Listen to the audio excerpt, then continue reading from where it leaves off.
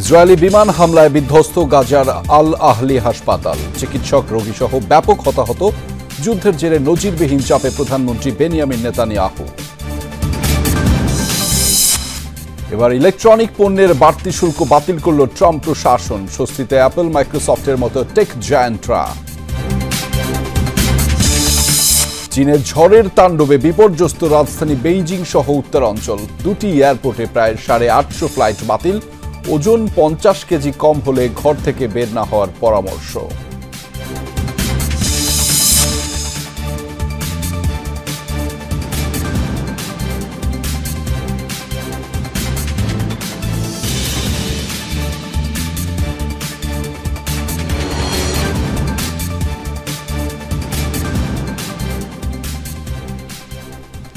দর্শক, এতক্ষণ শিরোনাম দেখছিলেন, আপনাদের সাথে আছি আমি আহমেদ রেজা। এবার জানাচ্ছি বিস্তারিত। গাজা সিটির আল আহলি আরব হাসপাতালে ভয়াবহ তাণ্ডব চালিয়েছে ইসরায়েল। মৃত্যু হয়েছে 12 বছরের কিশোর সহ কমপক্ষে 3 জনের। মধ্যরাতে বিমান হামলার টার্গেট হয় মূল প্রবেশপথ, জরুরি বিভাগ, সার্জিক্যাল অপারেশন ভবন এবং মেডিকেল অক্সিজেন প্ল্যান্ট ঘিরে। কয়েকশো রোগী চিকিৎসাধীন ছিল হাসপাতালটিতে। আশ্রয় নিয়েছিল বহু বাস্তুচ্যুতরাও। একের পর এক বোমা বর্ষণে দিক বিদিক ছুটতে থাকে মানুষ। তৈরি হয় বিভীষিকাময় পরিস্থিতি। বের করে নেওয়া হয় চিকিৎসাধীনদেরও। খোলা আকাশের নিচে অবস্থান নেয় গুরুতর অসুস্থ রোগীরাও। হামলা ছাড়াও চিকিৎসা অক্সিজেন মাস্কের অভাবে অনেকের প্রাণহানির শঙ্কা রয়েছে। এর আগেও বেশ কয়েকবার টার্গেট হয়েছে ব্যাপটিস্ট নামে পরিচিত হাসপাতালটিতে। গাজার চলমান ইসরায়েলি আগ্রাসনে পুরোপুরি ধ্বংস হয়েছে 34টি হাসপাতাল।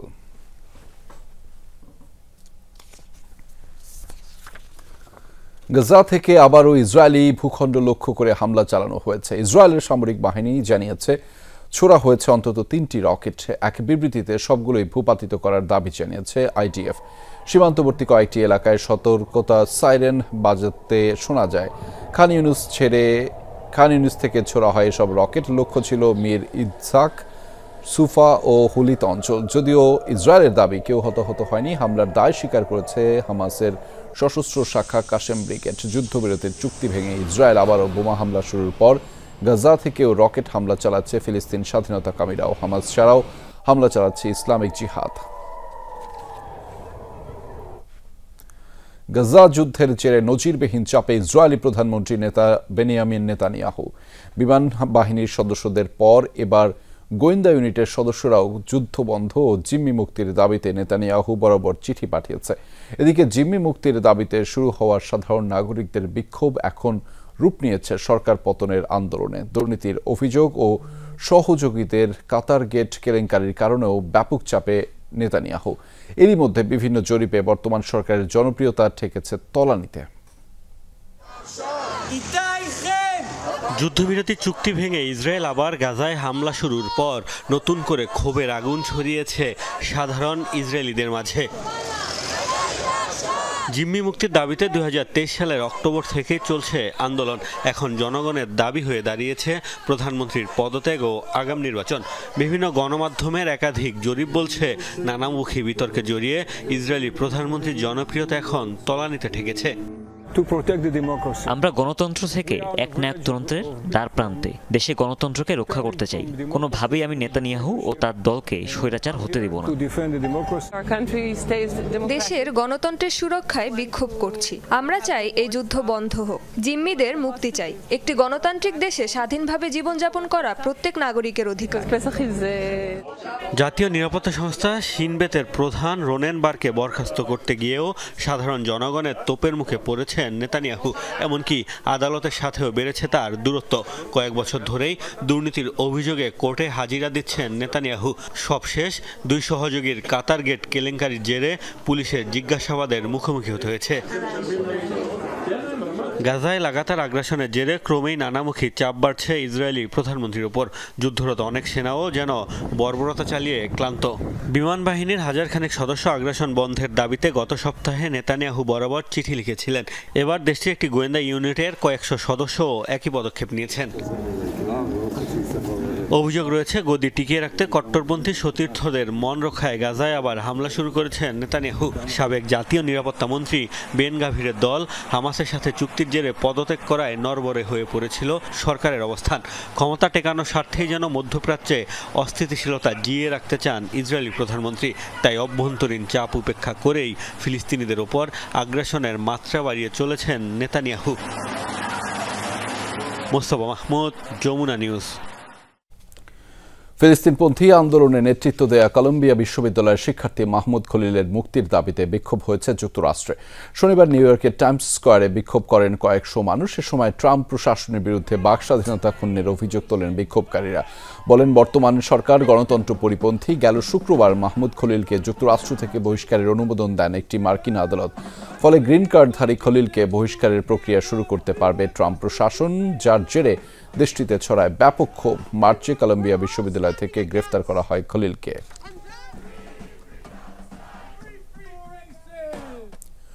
ওমানে পরমাণু ইস্যুতে ইরান ও যুক্তরাষ্ট্রের আলোচনা যথাযথভাবে হয়েছে, এমনটা জানিয়েছেন মার্কিন প্রেসিডেন্ট ডোনাল্ড ট্রাম্প। শনিবার দুদেশের প্রতিনিধিদের মধ্যে প্রথম ধাপের আলোচনার পর এই মন্তব্য করেছেন তিনি। আগামী 19 এপ্রিল হবে দ্বিতীয় ধাপে আলোচনা।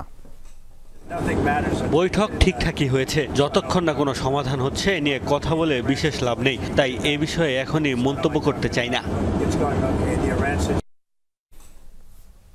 শুল্কারোপ ইস্যুতে আবারও পিছু হটলেন ডোনাল্ড ট্রাম্প। এবার স্মার্টফোন, ল্যাপটপের মতো ইলেকট্রনিক পণ্যকে বর্ধিত ট্যারিফের আওতামুক্ত বলে ঘোষণা করলেন মার্কিন প্রেসিডেন্ট। এসব পণ্যের বেশিরভাগই চীন থেকে আমদানি করে দেশটি, যাদের উপর মার্কিন ট্যারিফের হার এখন 145%। বিপুল এই শুল্কের বোঝা থেকে মুক্তি পাওয়ায় স্বস্তি ফিরল অ্যাপল, মাইক্রোসফটের মতো টেক জায়ান্টদের। চলতি মাসের শুরুতেই বিশ্বের বেশিরভাগ দেশের ওপর নানা মাত্রায় অতিরিক্ত শুল্ক আরোপ করেন ডোনাল্ড ট্রাম্প। বর্ধিত শুল্ক 3 মাসের জন্য স্থগিত ঘোষণার কয়েকদিনের মাথায় এবার আরেক ধাপ নমনীয় ডোনাল্ড ট্রাম্প। শুক্রবার গভীর রাতে যুক্তরাষ্ট্রের customs and border protection agency প্রকাশ করেছে ট্যারিফ কোডের নতুন এক তালিকা। এতে বলা হয়েছে, বিভিন্ন দেশের ওপর ট্রাম্পের আরোপিত 10% শুল্ক কার্যকর হবে না ইলেকট্রনিক পণ্যে।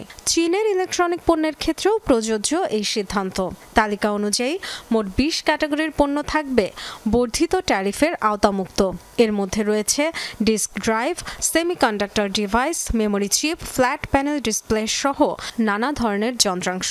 এর ফলে অতিরিক্ত শুল্ক ছাড়াই পণ্য আমদানি করতে পারবে অ্যাপল, ডেল, মাইক্রোসফট সহ প্রযুক্তি প্রতিষ্ঠানগুলো। এই সিদ্ধান্ত 5 এপ্রিল থেকেই কার্যকর বলে বিবেচনা করা হবে। হঠাৎ শুল্ক ছাড়ের সিদ্ধান্ত নিয়ে এখনও কোনো ব্যাখ্যা দেয়নি হোয়াইট হাউস। সোমবার এ বিষয়ে আরও আপডেট আসছে বলে জানালেন মার্কিন প্রেসিডেন্ট ডোনাল্ড ট্রাম্প। আমি সোমবার জবাবটা দেব। আমরা দেশ হিসেবে অনেক অর্থ পাচ্ছি, মূল্যস্ফীতি কমছে, আমেরিকানদের এখন আরও অর্থ আছে দেশের কোষাগারেও। গত কয়েক সপ্তাহে $2 থেকে $3 বিলিয়ন অর্জন করেছি, যা আগে কখনো হয়নি। এরপর সবার স্বার্থে ট্যারিফ কমিয়েছি। এখনও বিস্তারিত না জানা গেলেও স্বস্তি ফিরেছে যুক্তরাষ্ট্রের শীর্ষ টেক প্রতিষ্ঠানগুলোয়। আর ভোক্তারাও মনে করছেন, আইফোনের মতো পণ্যের দাম আকাশচুম্বী হওয়ার যে শঙ্কা ছিল তা থেকে অন্তত রেহাই মিলছে। যুক্তরাষ্ট্রের বাজারে 80% আইফোনই তৈরি হয় চীনে, বাকি 20% ভারতে। শীর্ষ প্রযুক্তি প্রতিষ্ঠানগুলোর প্রয়োজনীয় যন্ত্রাংশের বিশাল অংশই আসে চীন থেকে। এরপরও চীনের উপর 145% পর্যন্ত শুল্ক আরোপের ঘোষণা দেন ডোনাল্ড ট্রাম্প। জবাবে যুক্তরাষ্ট্রের ওপর 125% ট্যারিফ ধার্য করে Beijing. Dorothy Tasrin, Jamuna news. শরীরে ট্যাটু থাকলেই কুখ্যাত সন্ত্রাসী হিসেবে চিহ্নিত করা হচ্ছে যুক্তরাষ্ট্রে। উল্কি থাকলেই মাফিয়া সদস্য আখ্যা দিয়ে গ্রেফতার করা হচ্ছে এমন অভিযোগ ভুক্তভোগীদের। শুধুমাত্র ট্যাটু থাকায় সাধারণ অনেক অভিবাসীকে পাঠানো হয়েছে এল সালভাদরের কুখ্যাত কারাগারে। সেক্ষেত্রে প্রয়োগ করা হচ্ছে 200 বছরের পুরনো এক আইন। সন্তান জন ক্লডের পুরনো ছবি দেখেই এখন দিন কাটছে ভেনেজুয়েলার নেলসন মেন্ডোজার। মার্কিন কর্তৃপক্ষের অধীনে বন্দী সন্তান ফিরবে কবে জানেন না এই বাবা। গেল মার্চে ভাগ্য বদলের আশায় যুক্তরাষ্ট্রে পাড়ি জমায় জন ক্লড, কিন্তু কোনো অপরাধের সাথে জড়িত না হয়েও শুধুমাত্র শরীরে ট্যাটু থাকার কারণে তাকে গ্রেফতারের পর বন্দী করা হয় কুখ্যাত এল সালভাদর কারাগারে। আমার ছেলে অবৈধভাবে আমেরিকায় প্রবেশ করেনি। সে 2 মাস ধরে যুক্তরাষ্ট্রে প্রবেশের অনুমতিপত্রের জন্য অপেক্ষা করে এরপর তা হাতে নিয়েই দেশটিতে ঢোকে। শুধুমাত্র হাতে ট্যাটু থাকার কারণে তাকে ডিটেনশন সেন্টারে নিয়ে যাওয়া হয়। অনেকটা একই পরিস্থিতি ব্রিটিশ নাগরিক পিট বেল্টনের ক্ষেত্রেও। বাম হাত জুড়ে ট্যাটু থাকায় একটি কুখ্যাত মাফিয়া গোষ্ঠীর সন্দেহভাজন সদস্য হিসেবে তার নাম নথিভুক্ত করেছে মার্কিন হোমল্যান্ড সিকিউরিটি। প্রথমে বিষয়টিকে হালকাভাবে নিলেও এখন রীতিমতো শঙ্কিত তিনি ও তার পরিবার। শরীরে উল্কি কিংবা ট্যাটু থাকার কারণে যুক্তরাষ্ট্রে নজিরবিহীন হারে গ্রেফতার হচ্ছে মেক্সিকো, ভেনেজুয়েলা, কোস্টারিকা, এমনকি ব্রিটিশ নাগরিকও। বিভিন্ন সময়ে যুক্তরাষ্ট্রে স্থায়ী কিংবা অস্থায়ীভাবে বসবাস করতে, এমনকি ঘুরতে এসেও আটক হচ্ছেন বহু নিরপরাধ মানুষ। মার্কিন ও এল সালভাদর প্রশাসন জোর করে বহু নিরপরাধ মানুষকে কারাগারে আটকে রেখেছে। কোনো রকম প্রমাণ ছাড়াই তাদের ধরে নিয়ে মানবেতর অবস্থায় জিম্মি করে রেখেছে তাদের। আমরা অবিলম্বে আমাদের সকল নাগরিকদের মুক্তি চাই। মাফিয়া এবং সশস্ত্র গোষ্ঠী দমন করতে প্রায় 227 বছর আগে যুক্তরাষ্ট্রে চালু করা হয়েছিল এলিয়েন এনিমিজ অ্যাক্ট নামের একটি আইন। পরে সেটি স্থগিত করা হয়। ক্ষমতায় এসে মাফিয়া দমাতে সেই আইন আবারও চালু করেন প্রেসিডেন্ট ডোনাল্ড ট্রাম্প। তারই আওতায় কোনো রকম বাছবিচার ছাড়াই গ্রেফতার হচ্ছে যুক্তরাষ্ট্রের বহু অভিবাসী। এই আইনের জেরে কেবলমাত্র ভেনেজুয়েলারই 238 জনকে এল সালভাদর কারাগারে পাঠিয়েছে মার্কিন প্রশাসন। রয়েছে কোস্টারিকা, স্পেন, মেক্সিকো সহ বিভিন্ন দেশের বহু মানুষ যাদের বিরুদ্ধে নেই সন্ত্রাসবাদ কিংবা অন্য কোনো অপরাধে জড়িত থাকার প্রমাণ। তাদের রাখা হয়েছে এল সালভাদরের সবচেয়ে কুখ্যাত কারাগারে। সাবরিনা নুসরাত, যমুনা নিউজ। রাশিয়ার ব্যালিস্টিক মিসাইল হামলায় ইউক্রেনের সামি অঞ্চলে কমপক্ষে 20 জন নিহত হয়েছে। স্থানীয় কর্তৃপক্ষ নিশ্চিত করেছে এই তথ্য প্রাণহানি আরও বাড়তে পারে বলে শঙ্কা করা হচ্ছে। এর আগে শনিবার ইউক্রেনের রাজধানী কিয়েভকে লক্ষ্য করে বেশ কয়েকটি ড্রোন ছুড়েছে মস্কো। এতে শহরের 3টি গুদাম ঘরে অগ্নিকাণ্ডের ঘটনা হয়েছে বলে জানিয়েছে দেশটির সামরিক বাহিনী। তবে রাশিয়ার ছোড়া 88টি ড্রোনের মাঝে 56টি আকাশ প্রতিরক্ষা ব্যবস্থা ব্যবহার করে ভূপাতিত করার দাবি করেছে কিয়েভ। বিভিন্ন ফ্রন্টে জেলেনস্কি বাহিনীর সাথে পাল্টাপাল্টি লড়াইয়ের কথাও জানিয়েছে মস্কো।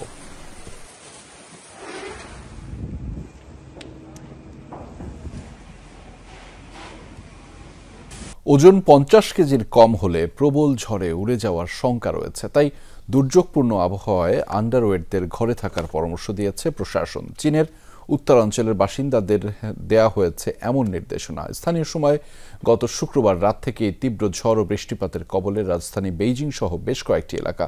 কোথাও কোথাও বাতাসের বেগ এতই বেশি ছিল যে উপড়ে পড়েছে শত শত গাছপালা, উল্টে গেছে যানবাহন। দুর্গত এলাকাগুলোয় জারি করা হয়েছে সতর্কতা। পাতলা গড়নের মানুষদের অনেকে ঠাট্টা করে বলে ও তো ঝড় হলেই উড়ে যাবে, কিন্তু এবার সেই ঠাট্টাকেই বাস্তবে আমলে নিতে হলো চীনকে। ঝড়ে উড়ে যাওয়ার শঙ্কায় ওজন 50 কেজির নিচে হলে ঘরের বাইরে বের না হওয়ার নির্দেশনা দেওয়া হয়েছে রাজধানী বেইজিং সহ দেশটির উত্তরাঞ্চলের বাসিন্দাদের। শুক্রবার রাত থেকে প্রবল ঝড় ও বৃষ্টির কবলে পড়ে বেইজিং সহ চীনের উত্তরাঞ্চল। কোনো কোনো পাহাড়ি এলাকায় বাতাসের গতি পৌঁছায় প্রতি সেকেন্ডে সর্বোচ্চ 46 মিটার পর্যন্ত। উপড়ে গেছে 8 শতাধিক গাছ। স্থানীয় সময় শনিবার সকাল পর্যন্ত বাতিল করা হয়েছে বেইজিংয়ের 2টি প্রধান বিমানবন্দরের 838টি ফ্লাইট। এতে ভোগান্তিতে পড়েছেন কয়েক হাজার যাত্রী। শহরটিতে ঘন্টায় সর্বোচ্চ 93 মাইল গতিতে প্রবাহিত হয়েছে ঝড়ো হাওয়া, যা ছাড়িয়ে গেছে গত অর্ধ শতাব্দীর রেকর্ড। দুর্যোগপূর্ণ আবহাওয়ায় বন্ধ করে দেওয়া হয় অনেক দর্শনীয় স্থান ও ব্যবসা প্রতিষ্ঠান। সাময়িকভাবে বন্ধ রাখা হয় শিক্ষা প্রতিষ্ঠানও। রাস্তায় রাস্তায় পড়ে থাকতে দেখা যায় মোটর বাইক ও সাইকেল। প্রবল বাতাসের তোড়ে উড়ে যেতে দেখা যায় রাস্তায় থাকা বহু কিছু। সতর্কবার্তাকে সত্য প্রমাণিত করে রাস্তায় দাঁড়িয়ে থাকা মানুষেরও হয় উড়ে যাওয়ার উপক্রম। অনেক জায়গায় হয়েছে তুষারপাত ও শিলাবৃষ্টিও। তীব্র ঠান্ডায় বিপর্যস্ত হয়ে পড়ে জনজীবন। গত 1 দশকে প্রথমবারের মতো অরেঞ্জ অ্যালার্ট জারি করেছে বেইজিং। চীনে আবহাওয়া নিয়ে সতর্কতার জন্য 4 স্তরের সংকেত ব্যবহার করা হয়, যার মধ্যে এটি দ্বিতীয় সর্বোচ্চ সতর্কতা। রোববার কিছুটা উন্নতির দিকে পৌঁছায় পরিস্থিতি, তবুও জারি আছে 4র্থ স্তরের সংকেত ব্লু অ্যালার্ট। কোনো কোনো এলাকায় এখনও তুষারঝড়ের শঙ্কাও রয়েছে। রেজওয়ানা সাইমা, যমুনা নিউজ। বিশ্বজুড়ে আতঙ্কে পরিণত হয়েছে প্রাণ রক্ষাকারী অ্যান্টিবায়োটিক ওষুধ। অ্যান্টিবায়োটিকের মাত্রাতিরিক্ত ও অপব্যবহারে 2022 সালে মৃত্যু হয়েছে 30 লাখের বেশি শিশুর। সাম্প্রতিক এক গবেষণায় উঠে এসেছে ভয়াবহ এই তথ্য। এর জন্য শুধু ওষুধের নির্দিষ্ট ডোজ শেষ না করা কিংবা চিকিৎসকের পরামর্শ ছাড়া অ্যান্টিবায়োটিক ব্যবহারকে দায়ী করেছেন চিকিৎসকরা।